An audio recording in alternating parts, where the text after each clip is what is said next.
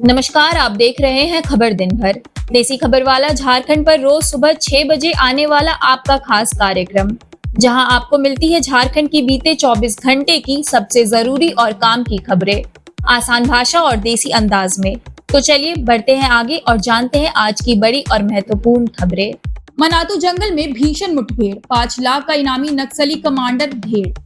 पलामू जिले के मनातू जंगल में रविवार सुबह सुरक्षा बलों और नक्सली संगठन टीएसपीसी के बीच भीषण मुठभेड़ हुई, जिसमें 5 लाख का इनामी कमांडर मुखदेव यादव मारा गया। यह अभियान जैगुआर, कोबरा और पलामू पुलिस की संयुक्त टीम ने चलाया। मौके से एक INSAS राइफल भी बरामद की गई। एसपी रेशमा रमेशन ने मुठभेड़ की पुष्टि करते हुए बताया कि क्षेत्र में सर्च अभियान जारी है। बताया जा रहा है कि यह वही संगठन है जिसके साथ 3 सितंबर की रात हुई मुठभेड़ में पुलिस का एक जवान शहीद हुआ था। इसके बाद नक्सलियों के खिलाफ बड़े पैमाने पर ऑपरेशन शुरू किया गया। सूत्रों के मुताबिक 10 लाख का इनामी और टीएसपीसी का सुप्रीमो शशिकांत गंजू अपने 8 से 10 साथियों के साथ जंगल में मौजूद था, जिसे घेरने के लिए 200 से अधिक जवानों को तैनात किया गया है। यह टीएसपीसी के खिलाफ अब तक का सबसे बड़ा अभियान माना जा रहा है। पुल बचाओ अभियान की चेतावनी, जयंत सिन्हा की सक्रिय राजनीति में वापसी की संकेत।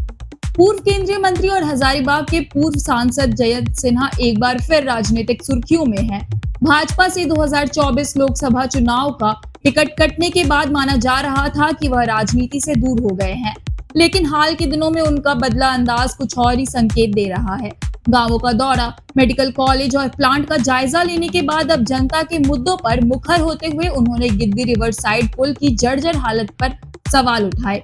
जयंत सिन्हा ने जिला प्रशासन और कोल इंडिया को 15 दिनों का अल्टीमेटम देते हुए कहा कि मरम्मत नहीं होने पर वे जनता के साथ पुल बचाओ अभियान शुरू करेंगे और जरूरत पड़ने पर पुल पर ट्रैफिक भी रोक देंगे। उन्होंने प्रशासन को चुनौती दी कि अगर पुल सुरक्षित है तो पारदर्शी रिपोर्ट सार्वजनिक करे। उनके इस तेवर को समर्थक राजनीतिक सक्रियता की वापसी मान रहे हैं, जबकि विरोधी असहज दिख रहे हैं। कोडरमा में 23 सितंबर से सांसद खेल महोत्सव 2025 3 माह तक चलेंगी प्रतियोगिताएं।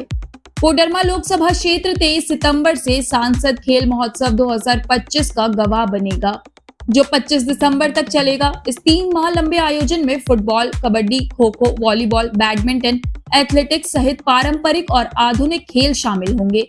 सांसद अन्नपूर्णा देवी ने कहा कि महोत्सव का उद्देश्य प्रतिभाओं की पहचान के साथ युवाओं में फिटनेस, अनुशासन और टीम भावना को बढ़ावा देना है। कार्यक्रम की शुरुआत डोमचांच के सीएम हाई स्कूल मैदान से होगी, जहां 25 अक्टूबर तक फुटबॉल मुकाबले खेले जाएंगे। इसके बाद बरकट्टा, झुमरी तिलैया और गिरिडीह के विभिन्न मैदानों में खो खो, कबड्डी, बैडमिंटन, शतरंज, टेबल टेनिस और एथलेटिक्स जैसी प्रतियोगिताएं होंगी। उन्होंने बताया कि ग्रामीण और शहरी दोनों क्षेत्रों के खिलाड़ियों को समान अवसर मिलेगा और विजेताओं को सम्मानित किया जाएगा। प्रधानमंत्री मोदी के खेलो इंडिया और फिट इंडिया अभियान से प्रेरित इस आयोजन में युवाओं को नशे जैसी बुराइयां से दूर रहकर सकारात्मक दिशा दी जाएगी। स्वास्थ्य मंत्री का लोहरदगा सदर अस्पताल पर औचक निरीक्षण, अव्यवस्थाओं पर जताई कड़ी नाराजगी। स्वास्थ्य मंत्री डॉक्टर इरफान अंसारी लोहरदगा निजी कार्यक्रम में शामिल होने पहुंचे तो अचानक सदर अस्पताल का निरीक्षण किया, जहां फैली अव्यवस्थाओं को देख उन्होंने सिविल सर्जन और स्वास्थ्य उपाधीक्षक को कड़ी फटकार लगाई। निरीक्षण में आईसीयू वार्ड बंद मिला, मशीनें खराब थी, जांच घर बंद थे और डॉक्टर समय पर राउंड पर नहीं जा रहे थे। पेयजल की स्थिति भी खराब पाई गई, जिस पर मंत्री ने नाराजगी जताई और सिविल सर्जन को अस्पताल का पानी पिलाकर उसकी गुणवत्ता पर सवाल उठाया।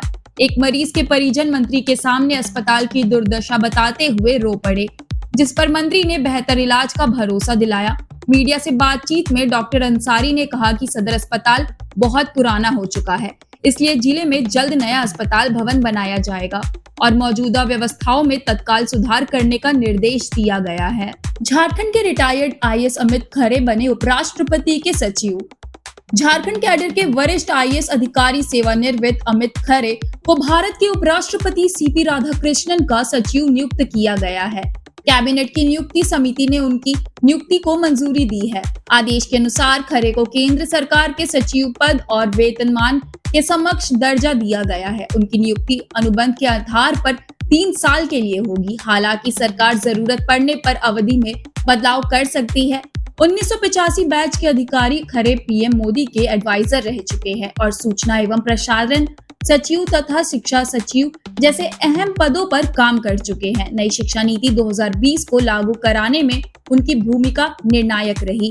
ईमानदारी और सख्त प्रशासनिक शैली के लिए मशहूर खरे का झारखंड में गहरा नाता रहा है और राज्य गठन के शुरुआती दौर में उन्होंने कई अहम जिम्मेदारियां संभाली थी।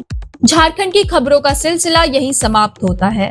जुड़े रहिए देसी खबर वाला झारखंड के साथ, क्योंकि कल सुबह ठीक 6 बजे हम फिर हाजिर होंगे झारखंड के बीते 24 घंटे की तमाम महत्वपूर्ण और आपके काम की खबरों के साथ। मिलते हैं कल सुबह, तब तक अपना और अपनों का ख्याल रखिए। बहुत बहुत धन्यवाद।